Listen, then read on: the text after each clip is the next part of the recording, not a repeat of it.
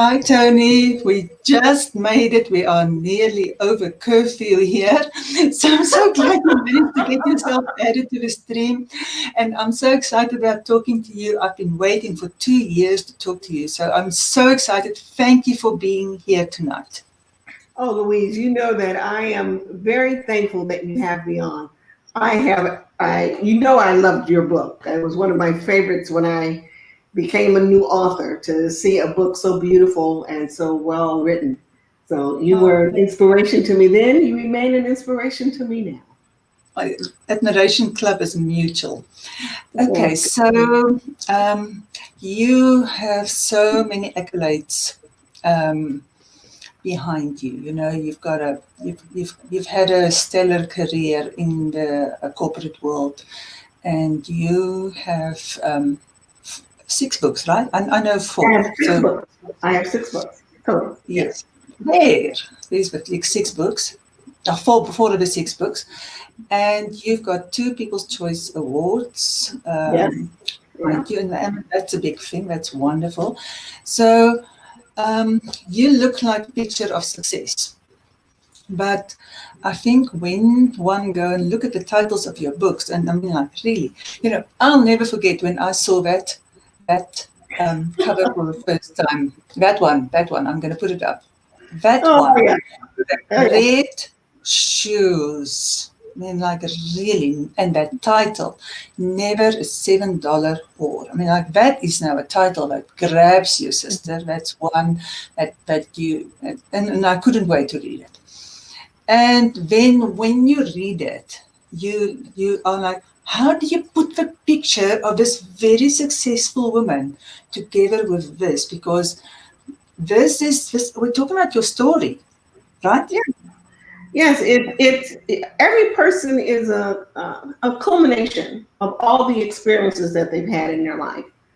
And I grew up with the expectation from my mom, even though we were really poor and we lived in the projects for a good portion of our life, and there were 6 of us, and she struggled after my dad left. Her expectation was that we were going to do well. She simply behaved as if that's what was going to happen, no matter what else. And we responded to that by doing well. Yeah, that's an enormous thing, isn't it? To have somebody who expects the best of you and not the worst of you.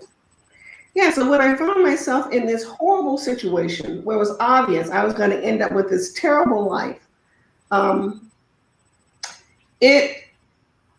my mother's, and I hate to say this because people laugh at me, I actually began to hear my mother's words in my head when I was in the worst of times. When I'm trying to think about how do I get out of this situation, I would actually hear my mother say things like, nothing in this world is easy. And it was as if her words were actually in my ears. And I think that comes from, I think when you're stressed, you go to the places in your mind that give you calm.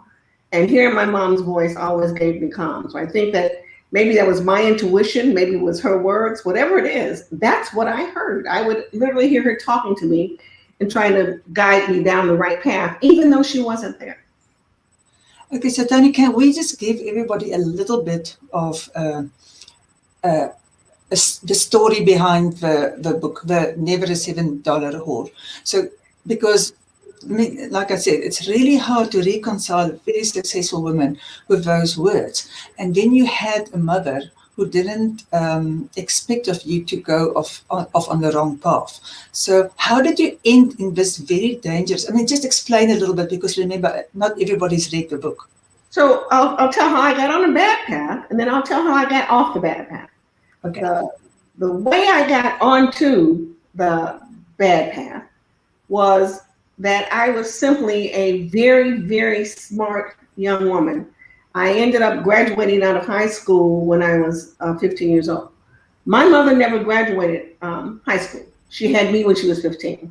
Then when I came behind her, I actually had my son when I was 15. I graduated high school when I was 16. You normally graduate when you're 17 or 18. I had been doubled through school because I was so smart. And what ended up happening to me was I then at 17 I ran away with a man who promised me all kinds of things, all types of really glamorous things. I was an attractive young woman. He said I could be a model. And to show you how ridiculously crazy I was living in Chicago, one of the biggest metropolitan cities here in the United States. And he said he could make me a model in Cleveland, one of the worst cities in the United States. And I actually traveled with him from Chicago to Cleveland. I actually left my son with my mom and I went with him to Cleveland. When I got to Cleveland, it turns out that he was not trying to make me into a model. In fact, he was trying to add me to a harem of women he had that were prostitutes. He was trying to make me into a prostitute. The only thing that saved me then and saved me now is my ability to do numbers in my head. That's the best way to think about it. My ability to be an accountant, because he had a horrific system where he was collecting money from these women. He had a terrible way of counting the money. And the very second day I was there, I was able to tell him that, I'd be a terrible whore, but I'd be a wonderful accountant. And although he decided that what he wanted to do was still make me a whore, they let me start counting the money. The second Which, thing of that course, yeah, and of course, in the long run, it gave you control over the money so you could get away. or the long run, it gave me control over the money so I could get away. Yes. The other thing was that there was something, the place that he kept the women, there were 4 of us, was a beautiful mansion. But Louise, it was filthy when I got there. It was filthy. There was laundry everywhere and it was filthy. I'm the oldest of 6 girls, and I'm older by 5 years. I'm older by 5 years than my next younger sister. So my parents had me, and then 5 years went by, and then they did stair-step children another 5. So I absolutely knew how to cook and to clean and to wash. And one of the things I began to do is I began to take that terrible house and I actually made it into a place where people wanted to come back to. So I cleaned up, I cooked, I washed, I did laundry. I made it so that when the women came home at night, there were baths waiting for them. I gave them packages when they went out that had small towels in it and snacks. So what ended up happening was they didn't want me to go out and walk the streets. And what they would do is they would do extra work to make up whatever part I would have, because the difference when I was in the house working and keeping the house neat and nice for them was when they came in from work, which that was their work, prostituting was their work. They would come home from work and what they would have would be a nice meal. They'd have clean clothes. They'd have a nice place to be. When I wasn't there, that wasn't what they had. So that combination of my skill with money and them not wanting me to be out in the world, the other women wanted me not to be out in the world, is what protected me for that time when I was there. So you, even although you were so young, you knew how to build a community. And in that way, you got support because you gave support and then you had a community that was actually behind you. Yeah, and you know what the truth of the matter was? The truth of the matter was I hadn't grown up that way. I had grown up where I helped my brothers and sisters. And so those things that they considered hard to do, like washing clothes and drying and folding and ironing, all that stuff was just very, very routine to me. And so it's one of those times where my skills, a lot of women would say, those aren't really skills. Those skills, those nurturing skills, those cooking skills and cleaning skills and being the one to talk to people when they were having a bad day. I love the way you put it. Being a community is what protected me. Yeah. So look, what's interesting to me is this is a story of what happens to a lot of young girls. That they get lured away by false pretenses. Look, I think it's quite interesting. You didn't have your father in your house and in your life. So you've got this big hole in you and then a man comes and he promises to fill it up. And and so it's easy to fall for this man and to fall for his stories, because yes, somebody wants to take care of you, and you've got this hole in your life where your father is supposed to be. And so it makes absolute sense, and it's a story of so many girls. But in many of these cases, there's drugs involved. Did anybody try and control you through drugs to do what made you dependent? I was very lucky. Again, my mom comes into play. My mother is a very interesting woman, or was. She's been deceased now for a while. But my mom wouldn't allow you to drink out of her glass after she drank out of it. My mother grew up in a garage with about 25 other people. She migrated from the South with her mother, with a whole group of people, and they lived in a garage in the back of a house. Her mother took care of the maid portion of the home in front, and her mother's sister, my aunt, was the babysitter for those people.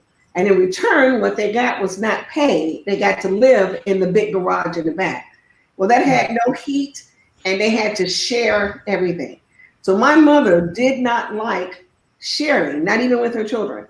So she wouldn't take things. She wouldn't let you drink from her glass. She didn't like you taking food off her plate. She didn't like anything where someone else had to touch it.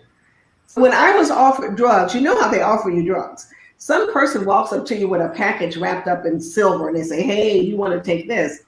Well, I kind of went, I don't know where that came from, and no, I don't want to take it.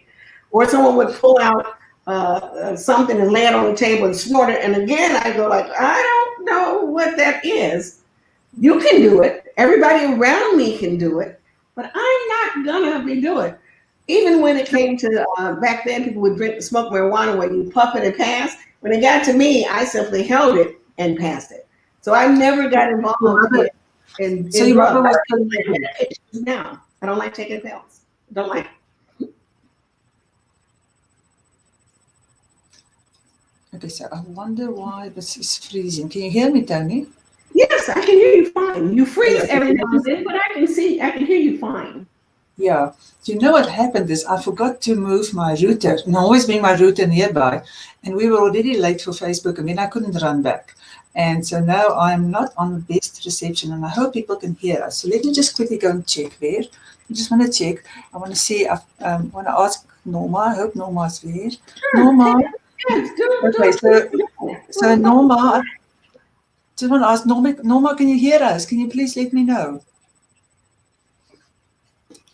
Let's see. Just want to make sure we are clear, because I can't run back and go and get that router now. Yes. When we kicked off. Okay. Right. So maybe Norma will let us know. And there she is. And I see Norma there. Yeah, so we are. But hopefully she'll let us know, and hopefully she can hear us. Because I mean, this is absolutely so interesting. I don't want anybody to miss anything of what you are saying. Yeah. We got a lot. Hi, George. Nice to see you, George. You've been absent for a while, I've noticed. It's nice to see you. Okay, we'll talk to guys. Everybody will talk to you later. I'm sure that you are as fascinated as I am by the story. Okay, so here you are in the situation, and you still hear your mother's voice in your head, and she's keeping you straight. So you had a good head on your head on you, and you had your mother's voice, and so you had those protective measures in spite of having come from a very big disadvantage, and you're sitting in a situation which is extremely dangerous.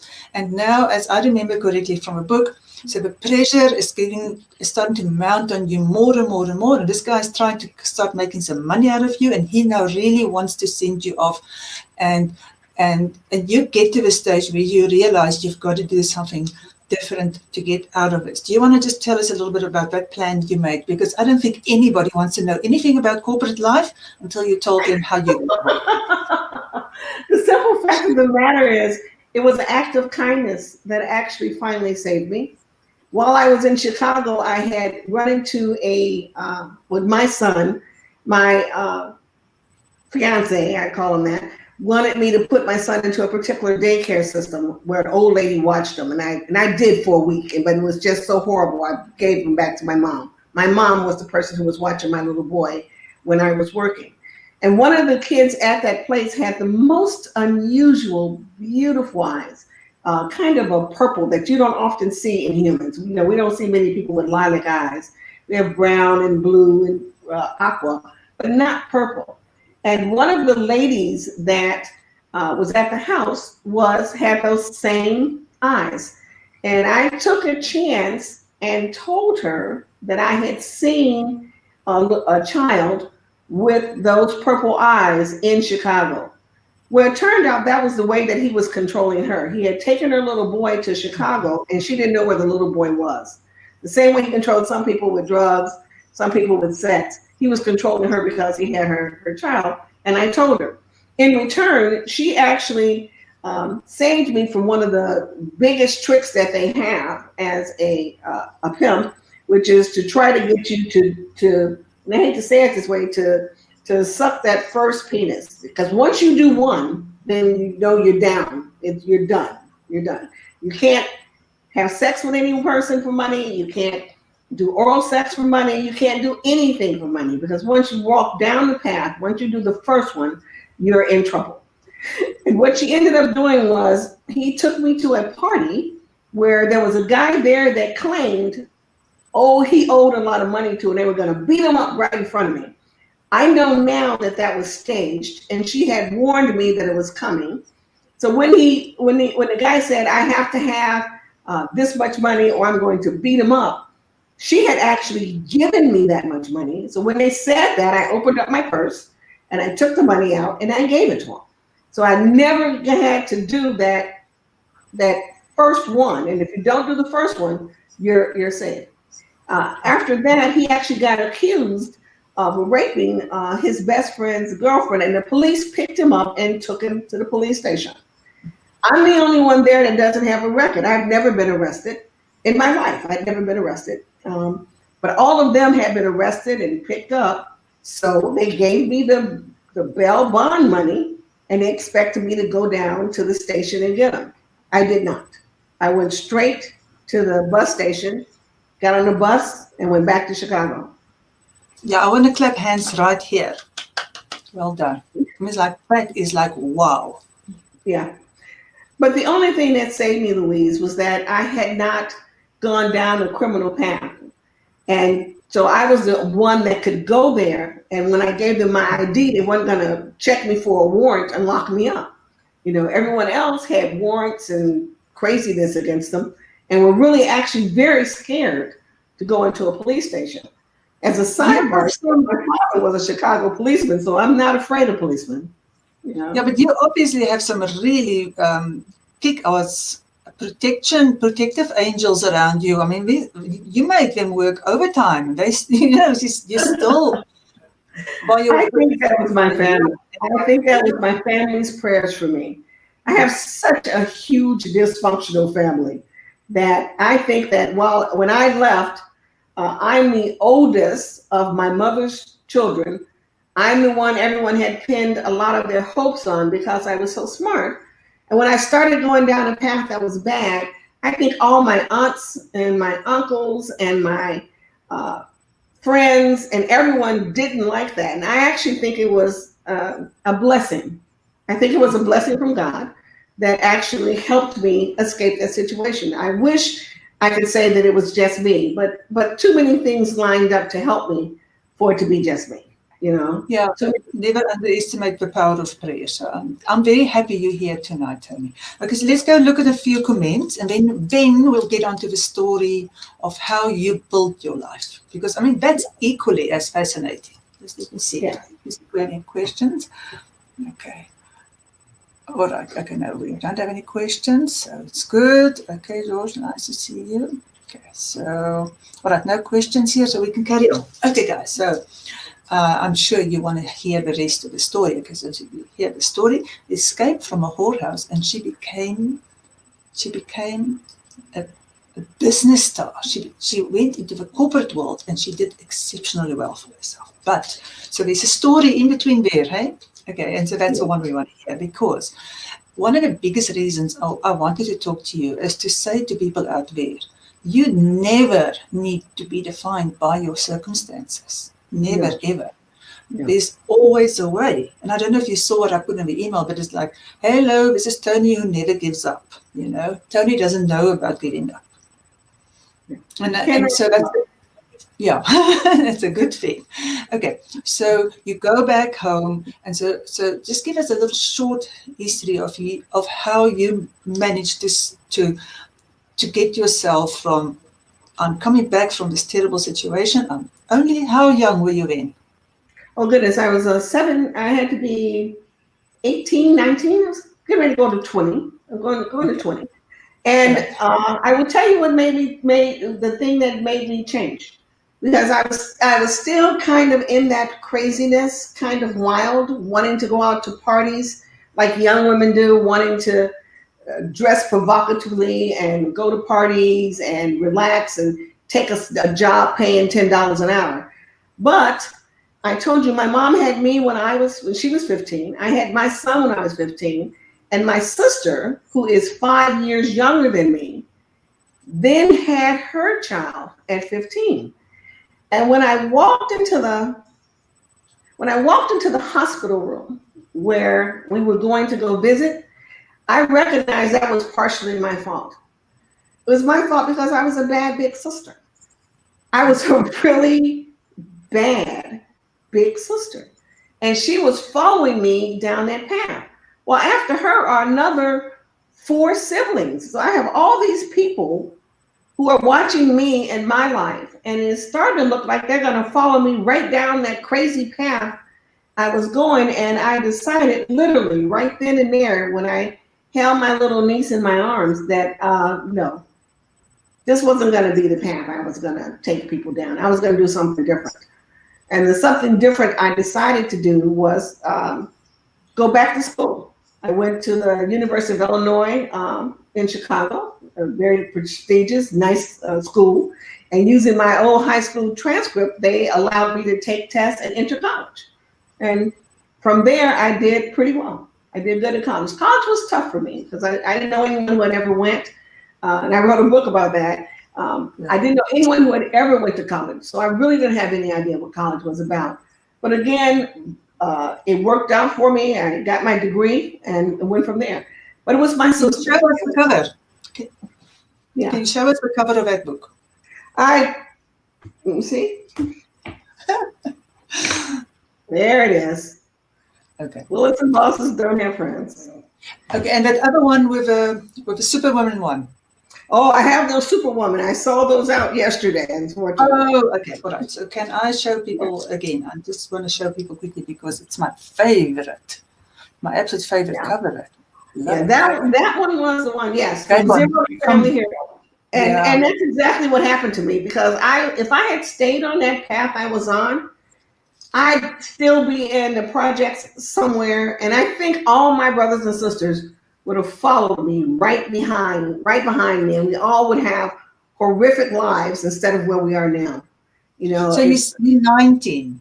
You have just escaped. So now you've got another, like a negative history there, but you actually escaped. And so I want to just maybe stay there for a second. You actually escaped and you did something about your circumstances. So instead of it being something that dragged you down, it became something that actually gave you the power to push on, and because you are the one who escaped. And I mean, that's really interesting, because everybody who are feeling like a victim are the people who really struggle and have more post-traumatic stress afterwards. But the people who actually not only escape, but also, I mean, in a way, you punished this guy. You bugger off with his money, like, wow, well done, you know. So you actually had retribution there. And although it was purely for you to survive and get out of it, it was your way out. But you actually managed to close the chapter there, so that you actually had closure there. So you did something, so you're not in post-traumatic stress.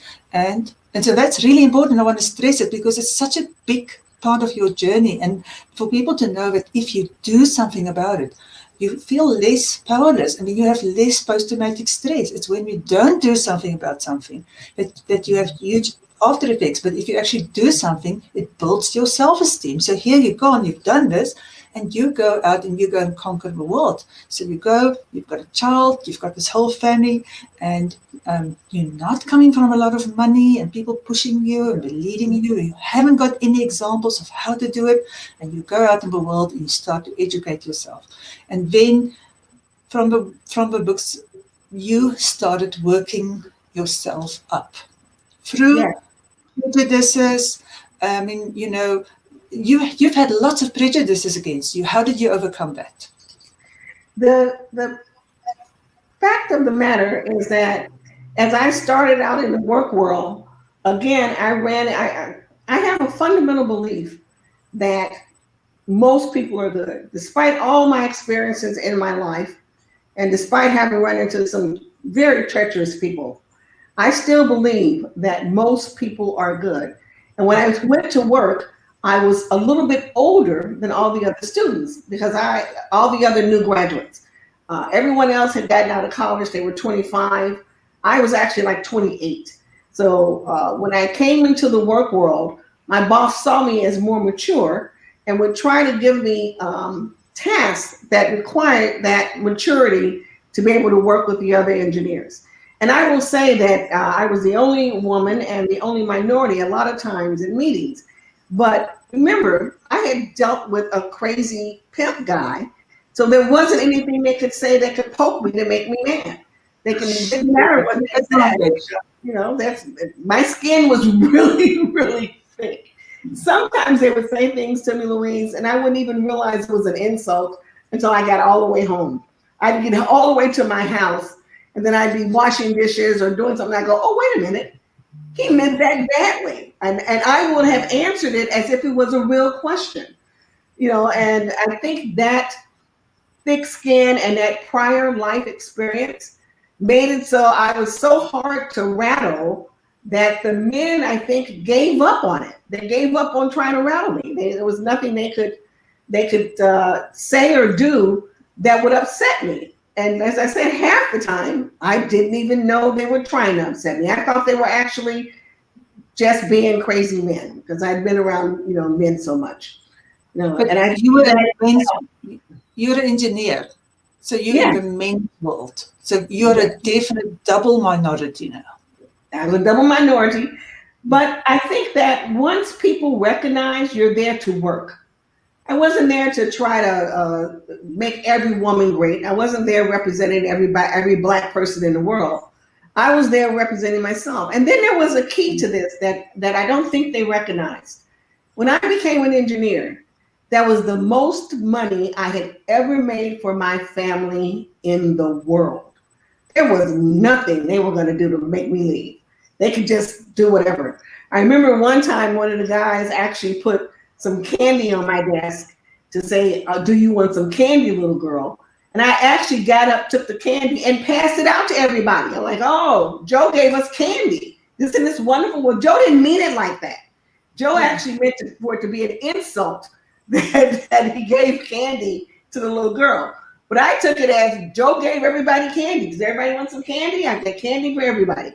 And he never did that again because that wasn't the result that he wanted. What he wanted was for me to get mad and go around. And instead, I shared the candy out, and we all had great candy that day. Everybody thanked Joe for bringing in the real nice candy for everyone. And it's I think it protected me. That protected me. Okay, so the lesson here is if you don't take stuff personally and you don't react to it, there's nothing. Right. He didn't know what he wanted, But again, that's one where I got all the way home again, and I went, and I was by then I was still married. I talked to my husband. I said, the guy left me a big thing of candy on the desk today. I said it was really neat. I gave it out to everybody, and my husband gives me that look that men give you sometimes. He says, he didn't mean that for you to give that candy out to everybody. I says, why not? I certainly did. And he said, no. He explained to me that he was actually, insulting the fact that I was a woman and that I was, and that I was there. Okay, but Tony, you didn't go into a workplace, into this man's world. You didn't go in feeling less than. You didn't feel like you didn't belong there. I did not. I felt like the thing that I knew I had and had always had is that growing up I could do long division in my head. I could figure out money and numbers anytime. When I took calculus, all I had to do was look at the page and I knew the answer. And that would get me in trouble, in fact, in school, that I could look at a problem and know what the answer was to the problem without having to do the work. So being an engineer is just an extension of that ability to take these tough problems and divide them into small problems and get an answer. So I knew I had that particular skill. I also knew that I loved to write. I loved to do notes and jot things down. So I didn't have any problem with that. And so being an engineer is all about solving problems and communicating the answers to others in a way they can understand. Because if you solve a problem, but I can't explain to you what to do about it, it doesn't matter that I solved the problem. It's just like I didn't. So that set of skills made it so I felt that I could be an engineer. My problem came when it came time to try to be a manager. That's when I ran into some self-doubt, because being a leader is different than being a technical design person. I was an outstanding design person. And for being an outstanding design person, what they do is they take you and promote you to do something you don't know how to do.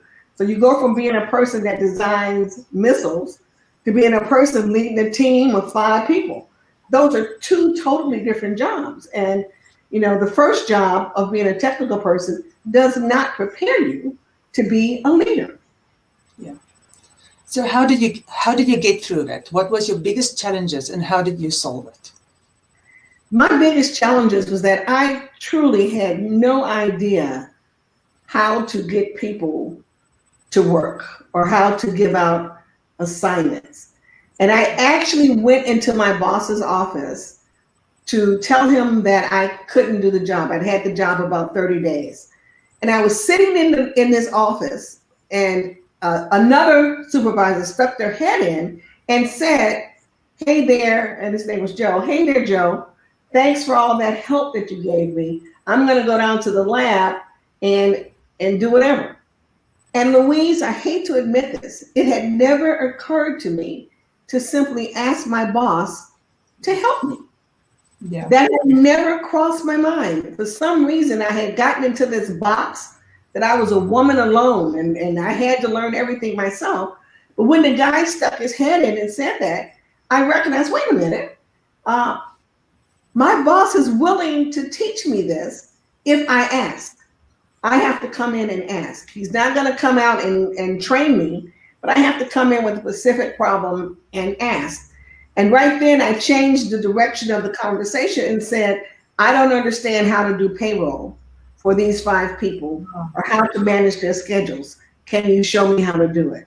So that little quirk of fate, that little conversation where I happened to be in there, made me recognize that you couldn't do this type of job by yourself. You couldn't just learn. No one can just learn how to be a leader. You have to ask for help.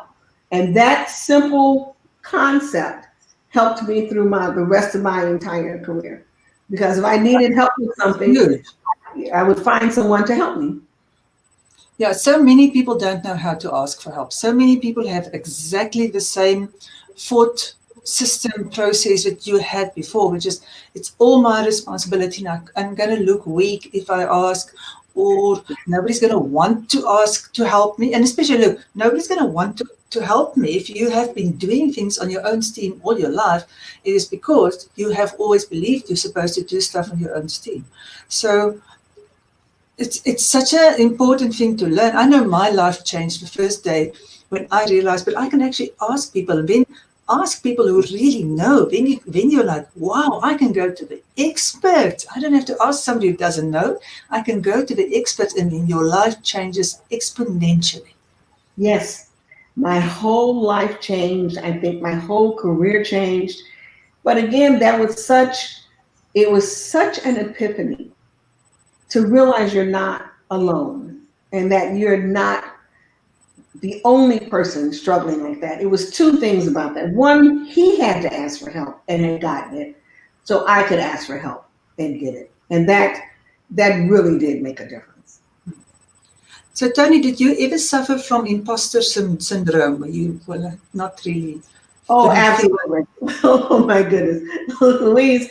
When I got to be, and I did well. I climbed up the ladder pretty fast. I ended up being a director of an organization. And I looked around, and everyone in that organization was just so sharp and so on board that I actually began to triple check my own work. So if I did something, I would do it, and I'd go back and I'd do it again, and I'd go back and I'd do it again. And I started to feel like I really didn't belong in that group, because it was a group of the company had reached out and put together a different group, the best leaders it had in each area, and I was representing quality at that time, and I had to be the person that talked about quality for this product. I was to become the subject matter expert on this product, and everyone else was doing so well, and I thought that I didn't belong in the team, and so I did too much work. I did extra work. I spent sometimes 70 to 80 hours going over things that I could have probably have done in 50. So yes, I did suffer from that. I was triggered by the fact that I wanted my work to be as good as theirs, and I didn't feel like it was at the time. Okay, so you become a perfectionist, and how did you overcome this? If you had to say to somebody who's not feeling at ease in their career, and who's in that same position of double checking themselves, how do you overcome it? I think there's three things you can do. And the first is you need to understand what are the real goals. Part of the reason I was such a perfectionist is I had set my own set of goals. The project had goals, and those goals were defined in percentages. And I had taken those goals and made my own 100% goals. So the first thing is to understand what the real goals are and what they really mean, and then be able to measure yourself to those real goals, not to the fake goals that you've made up in your mind, which means it has to be perfect. The company didn't want it perfect. They couldn't afford perfect. Perfect would mean an infinite timeline and infinite money. Instead, what they wanted was this had to be up to 90%. This had to be up to 95%. You had to have redundant systems, not quadruple systems. And you have to understand that and then work to those guidelines. The second thing is you have to sit with your team or with whoever you're working with and visualize what success looks like. What is success? Success is not this thing you've made up in your mind. Success is the thing that the team needs. Success is the thing that the company needs. And then once you have that definition, you literally need to sit and visualize in your mind how you're going to make that success happen, what you're going to do with that success. And finally, you have to take control of your own emotions. And for that, you have to meditate, and you have to be able to look inside yourself. One of the things I began to do, if I felt the imposter syndrome coming up and it was starting in my tummy, is I would literally stop and take 3 deep breaths, just wherever I was at, just to center myself and to get myself away from that place I was trying to go to feel like I didn't belong. And if you can do that to your mind, your body, and your spirit, which your spirit is the meditation, your mind is visualizing success, and then the other is just understanding what the real goals are, you can start to work your way out of that imposter syndrome. You can get out of there a little bit. So you're saying that you needed to become more realistic about what was actually achievable, and then you had to check and see where you needed to adjust your thinking and your actions so that you are on the more realistic path. And the minute when that old way of thinking would pop up, you would have to become very mindful and stop it. So you needed to learn how to regulate your own emotions. Yes, because if you let that emotion run out of control, you will not succeed, because the emotions make you make decisions that are not reasonable. You make unreasonable decisions on good work. You will actually have something that meets the criteria that you will personally decide does not. And that is not good for you, your team, or your company. That's not good. Yeah. Toni, I've said it before, there's so many things in our life that are the same. I also left school when I was 17, and my mother took care of me, my brother, and so she was a single woman mother, and we didn't have a lot of money. In fact, it was really tough. And I've been a medical technologist because it was something that I could do, where I could get paid. And you had a time as a medical technologist. It was a stepping stone. Yeah. And then you had a successful career, and then you decided to write a book, and you've become an example for your family. So I identify with so much of your story. Well, I missed that $7 thing, but I have been in the rebel stage, and the one where, I got married so very young, because there is this big hole inside you when you don't have your father figure in your house. But now, then you made this switch, and then you decided to start writing. So how did that happen? Oh, I simply got to a point in my career. I've been working 30-something years, and I was approaching 6 years to retirement. I had 6 years to retire. And it was actually my spouse who finally said to me, "You are not as enthusiastic as you used to be about going to work," because I'm one of those people whose eyes pop open in the morning and I hop out of bed, and I'm pretty optimistic. The company I was working for, a British company, and what they did was they sent the people from corporate, which was in England, to America to take over the company. And the direction that they were headed in was not the direction I wanted to go. So it was an excellent opportunity for me and the company to kind of come to an understanding that I wanted to leave. I left. I early retired. I tell my husband I would still be working now because I'm still not at full retirement age. I won't get to full retirement age till August of this year. August of this year is when I would have retired. And I've now been retired going on 4.5 years. Once I retired, I wanted to write. When I went back to school to be an engineer, the school offered me 2 tracks. One track was a literary track to be a writer. The other was a track to be an engineer. And I fully admit the reason I took the track to be an engineer was that we were a young family, and we needed money to take care of our children.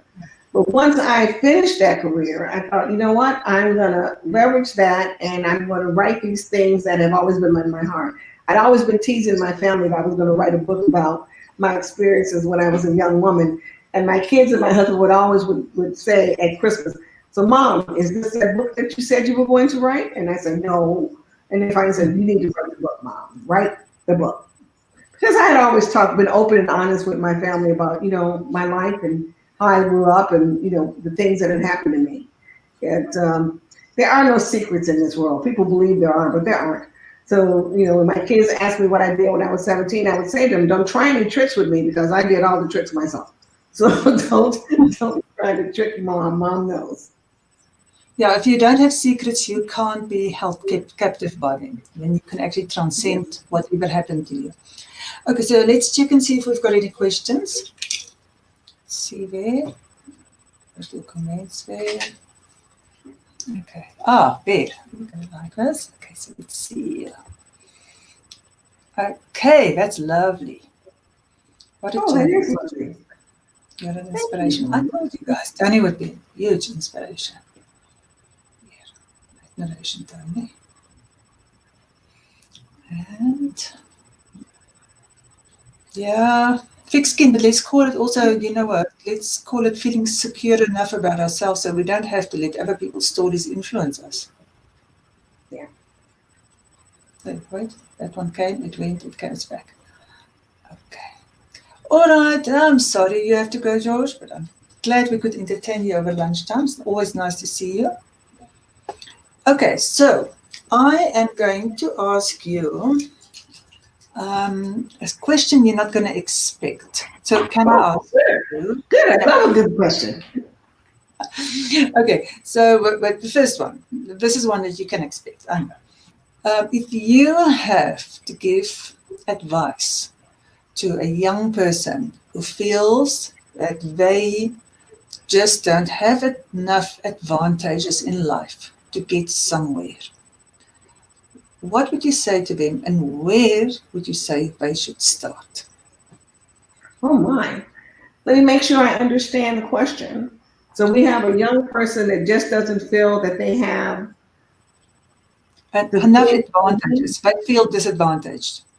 they feel disadvantaged. Yeah.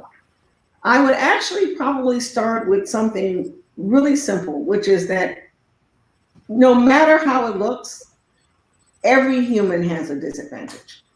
You know, a lot of people think that the money is a big advantage, but money is of no advantage if you don't have anyone that really loves you or cares about you.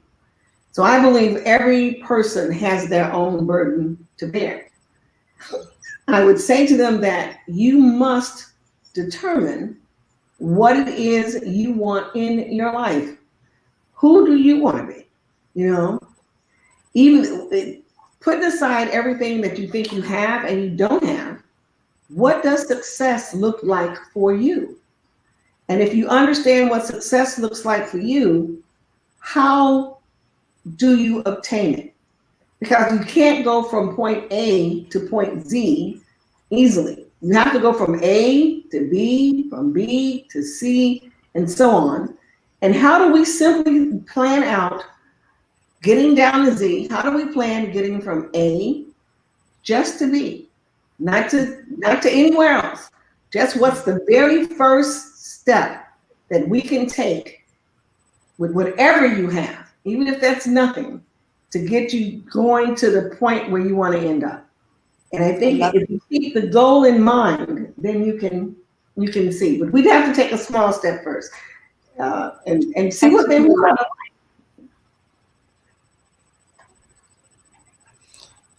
Okay, so Toni, now in this journey that you've had, what was your biggest limiting belief or beliefs that you had to overcome? I believe my biggest limiting belief was I am a voracious reader, and I'm a first generation graduate. Remember, my mom didn't graduate high school. And when you read the books, they all said it goes generation by generation. So my generation should have graduated high school. And then the next generation should have graduated college. And then the next generation should have got a master's degree. And then the next generation should have got a PhD.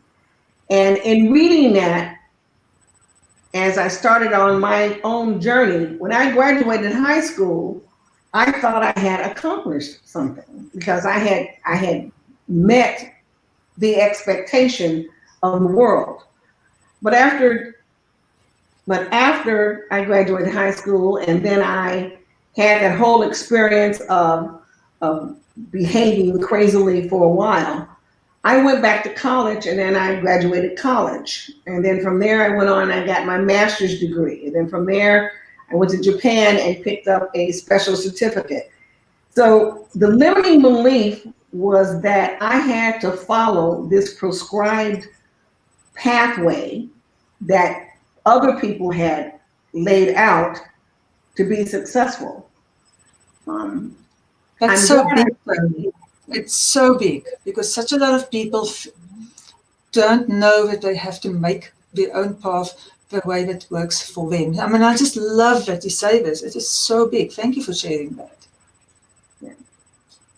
Yeah. Okay, so you read a lot, and you had your mother's voice in your head. Is there anything else that you could recommend? Books to read, anything that you could recommend to people who knows that they need to pull themselves out of these situations by their jock straps if they need to, and it's up to them whatever they put in. What would you recommend for people who need to get themselves, their minds aligned in the right direction? There are 3 books that I actually gave to my children to read, and they're not usual books that you would give to people. The first one is The Three Musketeers.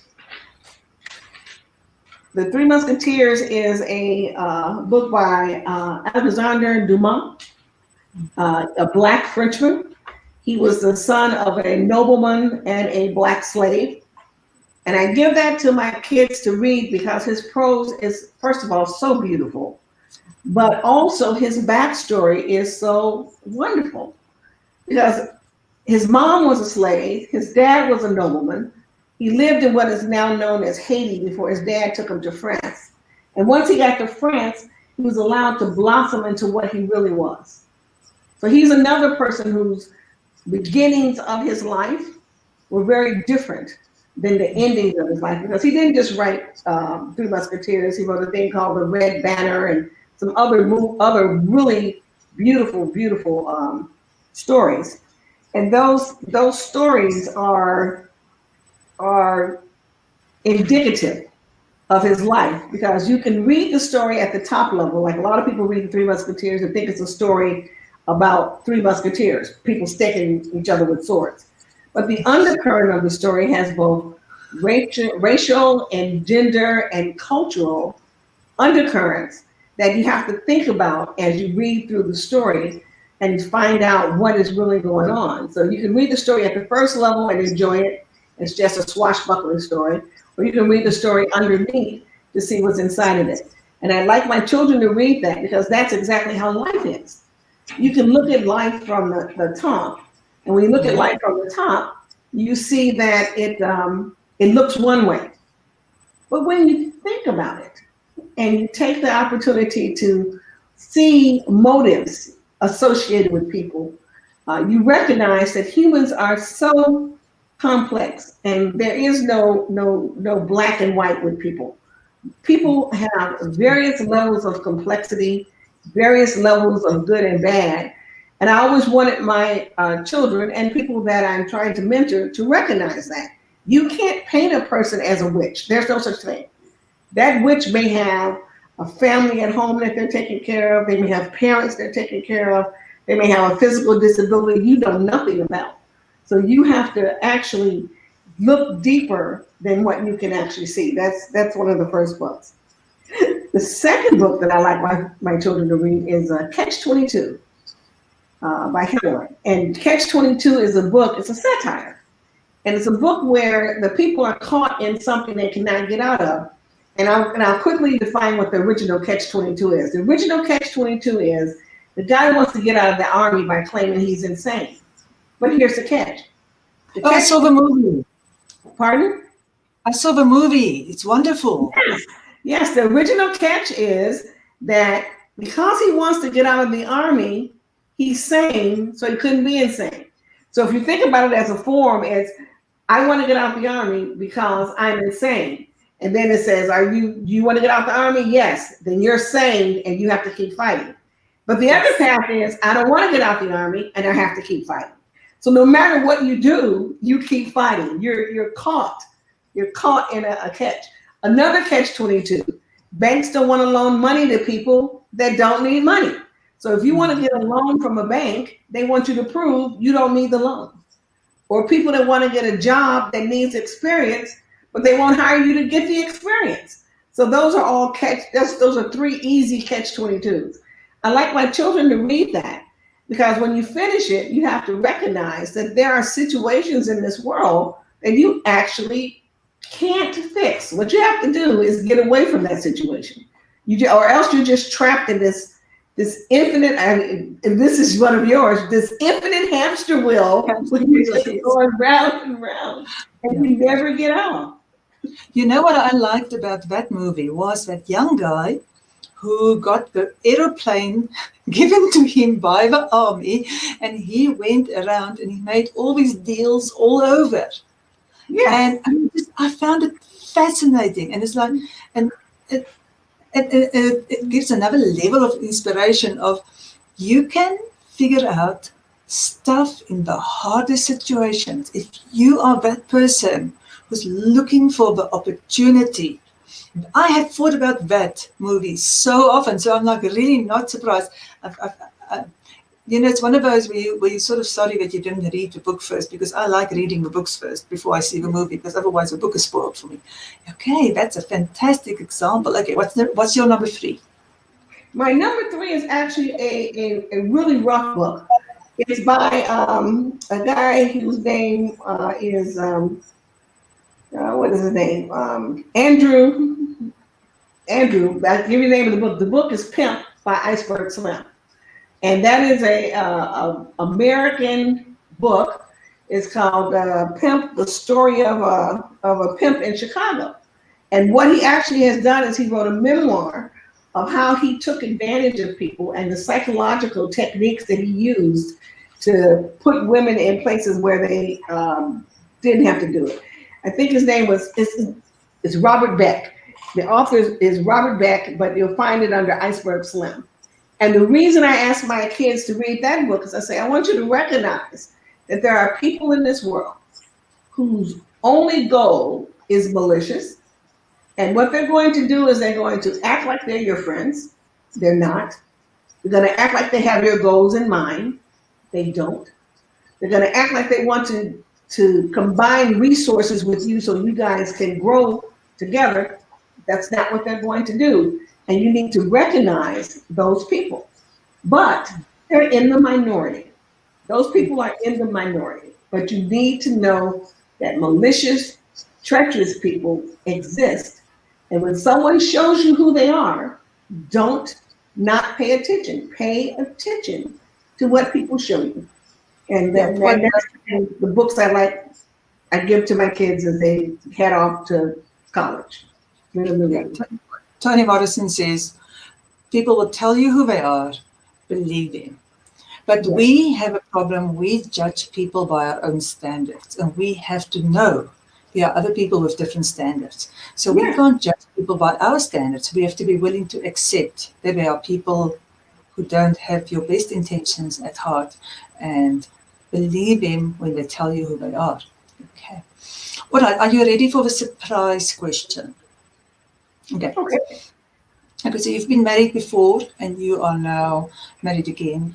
And I want you to give us your tip for being in a successful relationship. 1 or 2 tips.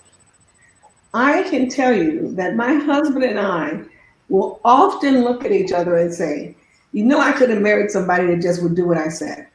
Because neither of us did. Neither of us did. We actually met and fell in love. And when we did, we are 2 strong-willed people who choose to be together. I think we make an effort every day to make sure that the other person knows you want to be there. I make sure that sometime during the day, even if I'm angry or we're having one of those marital spats, I will still make sure that I go by and I'll say to my spouse something that lets him know that I appreciate him. That little bit of appreciation goes such a long way. And we're not talking big things. The other day I was sitting out by my pool and he brought me the most wonderfully made cup of tea where he'd gotten the honey and put the lemon in, and I had little sprinkles of sugar on it, and he did that for no reason. And he gave it to me and he says, I really appreciated that you took the time to fold up all the towels that I had, because he likes to do the laundry, and he had a basket of towels that had been sitting around, and I picked them up and folded them just because, and put them away. And he just said, I appreciate that you helped me when you don't have to. That is 2 little things. It's not a big thing to fold up towels. It's not a big thing to get a cup of tea, but it was the opportunity for both of us to say, I care about you. I love it, Toni. You know what? A lot of people are so entrenched in what they're not getting that they forget that they are not giving. Yes, Louise. Yes. So, thank you for sharing that. Okay, and your other one? The other one is that you cannot allow your spouse's family to dictate what you do, but you do need to take them into consideration. My mom and my husband's mom were both strong personalities who thought there were certain things that we should do. And they would apply pressure to us to try and make that happen. But we decided that we would listen to them respectfully. They're older, we listen to them. But then we would go along by ourselves and make a decision of what we wanted to do. And if we made the wrong decision, that was okay. So, that was okay. So we would listen to our families, we would respect their opinions, but we would do what we wanted to do for ourselves and our children. You have to not be at war with your spouse's family. You have to love them despite whoever they are, because they love them. My husband loved his mother, and I really loved mine, and they both were interferers. They were both interferers. They were both going to tell us what they thought. They were both going to say what we should do. And what we had to do, as I said, is listen to what they said. So that stopped an argument. We didn't argue with them. If they said, we think you should send the children to Catholic school, we said, well, you know what, we'll come over. Let's have some coffee and you tell us what you think about that, Mom. And my mother would say, well, I think I want the kids to be in public school. I said, you know what? Let's go out to the coffee shop and you tell us what you think about that, Mom. And then we would listen, we would ask questions. But at the end, when we made our decision, they knew we weren't going to budge because we never did.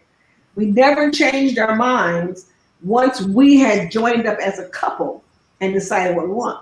Now, that couple had been hard, but we would have it. So you were a team first. We were the team, but we still respected those older people and their opinions. And they then accepted our decisions because they knew we had actually really listened to them. You really did listen to them. You didn't argue with them, because you can't change their beliefs. When you're as old as they were, they're not going to change what they're thinking.